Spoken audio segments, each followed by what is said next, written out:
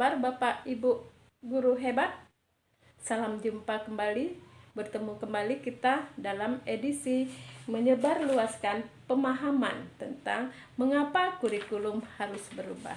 Dahulu saya sudah berbagi praktik baik tentang pembelajaran berdiferensiasi. Sekarang saya ingin menyampaikan pemahaman saya tentang mengapa sih kurikulum itu harus berubah. Nah, seperti Bapak Ibu ketahui bahwa sekarang kita ini akan di tahun 2022-2023 kita akan mengadakan masa uji coba kurikulum merdeka. Nah, apakah Bapak Ibu sudah siap dengan kurikulum merdeka itu? Siap Bapak Ibu? Nah, sebelumnya kita mungkin punya pikiran nih di dalam hati kita, kenapa sih kurikulum itu harus berubah dan selalu berubah? Nah, jawabannya Bapak Ibu, mungkin setiap kita mempunyai persepsi yang berbeda. Intinya, setiap 10 tahun sekali itu kurikulum harus berubah karena disesuaikan dengan kondisi perkembangan teknologi dan kemajuan di negara kita ini. Nah, seperti halnya kita baru selesai COVID-19. Nah, dampak dari COVID-19 ini banyak penurunan di dunia pendidikan, baik dari siswanya, baik dari gurunya. Nah, padahal perkembangan teknologi dan perkembangan ilmu pendidikan itu terus mengalami kemajuan. Nah, akibatnya apa? Nah, ada beberapa siswa yang tidak aktif dan tidak tanggap, mereka akan tertinggal. Tapi ada beberapa anak yang memang menginginkan suatu ilmu itu selain dari gurunya, mereka banyak melakukan mencari sumber-sumber belajar. Nah, kita selaku guru, apabila kita tidak mau belajar dan tidak mau melakukan perubahan, maka kita akan tertinggal, dan informasi-informasi tersebut juga anak-anak kita yang terlebih dahulu mengetahui. Nah, dulu waktu sebelum kurikulum KBK, kalau nggak salah, itu guru selalu beranggapan bahwa gurulah yang pusat informasi dari segala ilmu bagi siswa, sehingga keberhasilan siswa itu tergantung kepada guru. Tapi sekarang tidak, akibat kemajuan teknologi, mungkin bisa jadi siswanya lebih hebat daripada gurunya, karena siswanya sering browsing, cari internet atau cari sumber belajar lain, sementara gurunya banyak pada titik nyaman, tidak mau keluar dari zona nyaman, cukup batas di situ, tidak mau melakukan perubahannya. Alhasil, nah jangan disalahkan kalau suatu saat kita selaku guru banyak diprotes sama siswanya tentang ilmu pengetahuan. Nah, kita tidak boleh marah karena siswa kita rajin mencari informasi-informasi.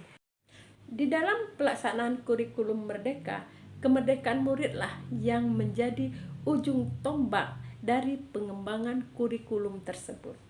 Makanya kurikulum itu harus dikembangkan oleh satuan pendidikan masing-masing, karena satuan pendidikan masing-masing itulah yang tahu keadaan muridnya, situasi, kondisi, serta karakteristik yang ada pada siswanya.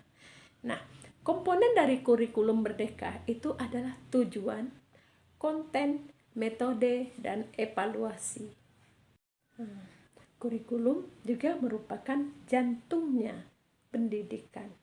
Apabila jantungnya lemah, maka hasil dari pendidikan itu pun tidak akan seperti yang diharapkan. Nah, adapun peran dan fungsi dari kurikulum itu, yang pertama, mewarisi nilai dan budaya masyarakat yang sekarang, yang relevan sekarang dan yang akan datang. Kemudian yang kedua, mengembangkan kebutuhan masa kini dan masa depan. Yang ketiga, menilai dan memilih sesuatu yang relevan atau kontekstual sebagai kontrol sosial emosinya. Saat ini, kualitas literasi dan numerasi lah yang menjadi kesehatan mental dan sosial ekonomi bagi murid kita. Karena murid merupakan pondasi dan prasyarat yang dibutuhkan murid untuk menuju pembelajaran sepanjang hayat. Sehingga siswa kita merasa nyaman, merasa bahagia, dan tercapai kodrat yang ada pada dirinya.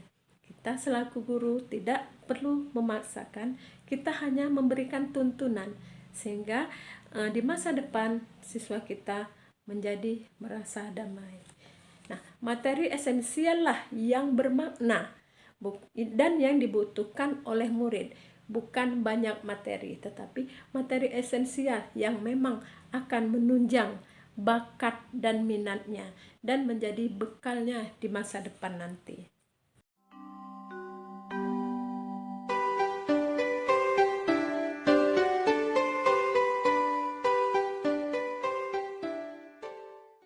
Assalamualaikum warahmatullahi wabarakatuh. Saya ingin mengucapkan ribuan terima kasih kepada Ibu Asmarni yang sudah banyak menginspirasi dan memotivasi kami, khususnya dalam pembelajaran yang berpihak kepada murid. Ibu Asmarni banyak memberikan pengetahuan tentang kurikulum Merdeka Belajar, dan beliau juga memberikan praktik baik kepada para guru-guru, sehingga kami mendapatkan pengetahuan tentang kurikulum Merdeka Belajar. Mudah-mudahan ilmu ini bisa kami terapkan di sekolah kami masing-masing. Terima kasih. Assalamualaikum warahmatullahi wabarakatuh. Assalamualaikum Bu Asmarni.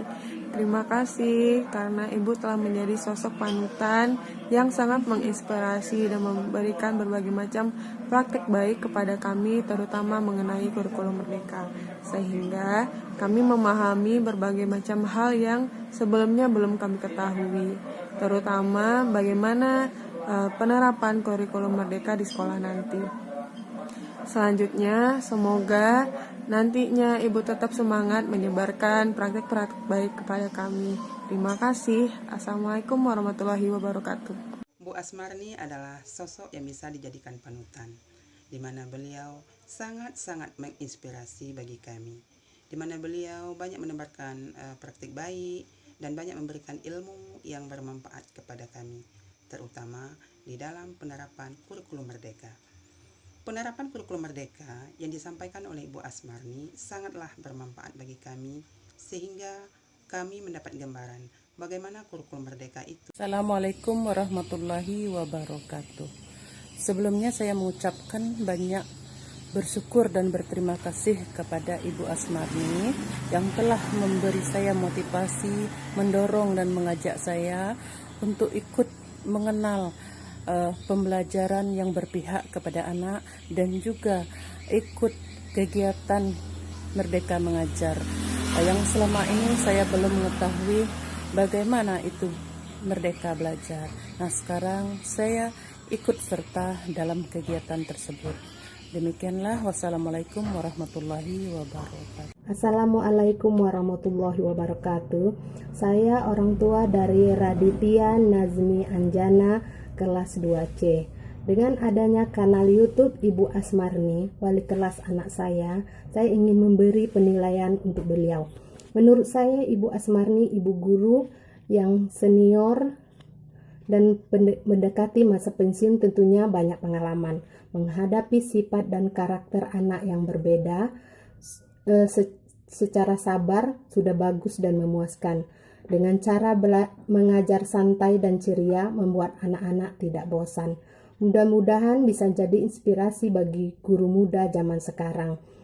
Ibu Asmarni cara mengajarnya mengikuti perkembangan pendidikan. Saya rasa cukup itu penilaian dari saya. Semangat Bu Asmarni. Assalamualaikum warahmatullahi wabarakatuh.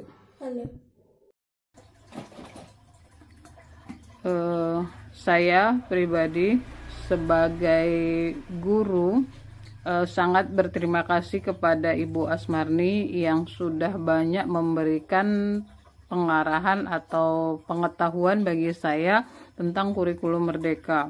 kebetulan sekali SMA Negeri 7 tempat saya tugas tahun ini sudah menerapkan kurikulum merdeka. Kami begitu banyak kendala karena sekolah kami adalah sekolah pertama yang menerapkan kurikulum merdeka. Sekolah kami adalah sekolah penggerak, sehingga mau tidak mau kami harus melaksanakannya, dan nanti untuk kedepannya kami harus bisa mengimbaskan ke sekolah-sekolah lain. Pada awalnya kami agak kesulitan. Kenapa kesulitan? Karena yang pertama, untuk menjalin komunikasi bertanya itu harus ke kabupaten lain tentang kurikulum merdeka. Memang banyak dari media sosial tapi membingungkan. Tapi dengan adanya Ibu Asmarni, kami lebih memahami tentang kurikulum merdeka, dan kami merasa bahwa memang kurikulum merdeka itu perlu diterapkan di Indonesia sesuai dengan filosofi Ki Hajar Dewantara. Setelah saya dapatkan pemahaman dari Ibu Asmarni, saya semakin yakin bahwa saya mampu menerapkan kurikulum merdeka bersama rekan-rekan di SMA Negeri 7 Sarawangun. Terima kasih, Ibu.